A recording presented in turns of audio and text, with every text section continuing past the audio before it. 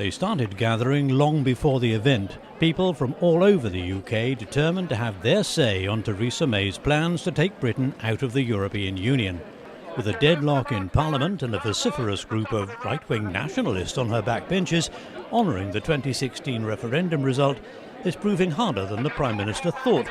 But not all Conservatives share the anti-EU views. At the end of the day, political parties exist to serve the country, not the other way around. And that's why it's essential that all those of us that believe that the United Kingdom's future is playing a leading role in its own continent through the European Union and projecting itself to the world from that stage, regardless of what party we may be in.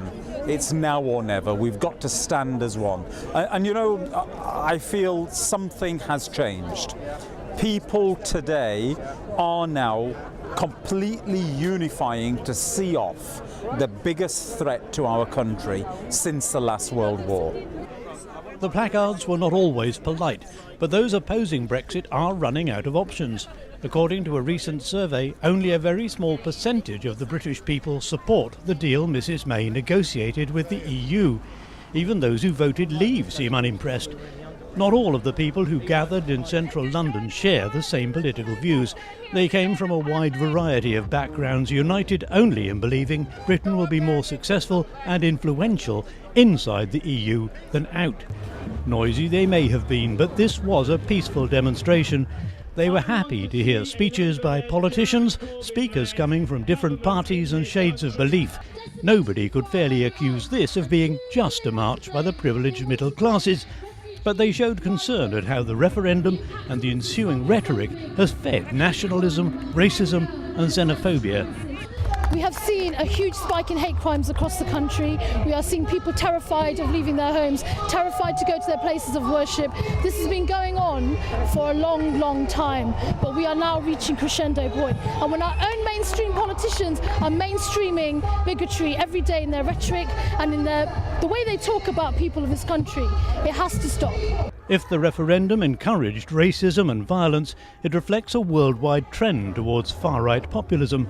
What many on this march are worried about is that members of the mainstream parties and the squabbling Palace of Westminster are playing along, using populist themes to win votes and social media friends, rather than looking at the wider picture. I'm not sure about the Conservative Party. What I am sure about is that there is a wide group of people within the middle of the political ground who do understand what the national interest is, and I think they are the ones we must now appeal to. The Tory right and the Labour left are not acting in our country's best interests. It may take more than the biggest ever protest march through London to sway the politicians. There's nothing easier to turn than a blind eye, especially when ambition clouds one's judgment. But even the most ardent Leave supporter is going to find it hard to ignore such a massive expression of anger.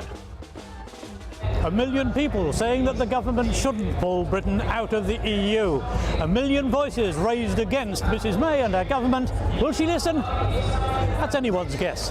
1 million people on the streets represent even more people who are sat at home wishing that they were here, people who are at work, people who are unable to attend.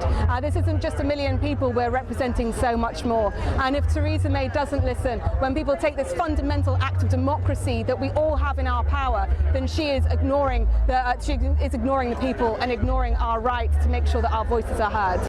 At the end of the day, time is fast running out, and this march may not make any difference. Politicians in Westminster seem to be following a different agenda in their determination to carry through the results of the referendum, even if the Brexit negotiations are turning into, well, a bit of a dog's breakfast. Jim Gibbons, EU reporter in central London.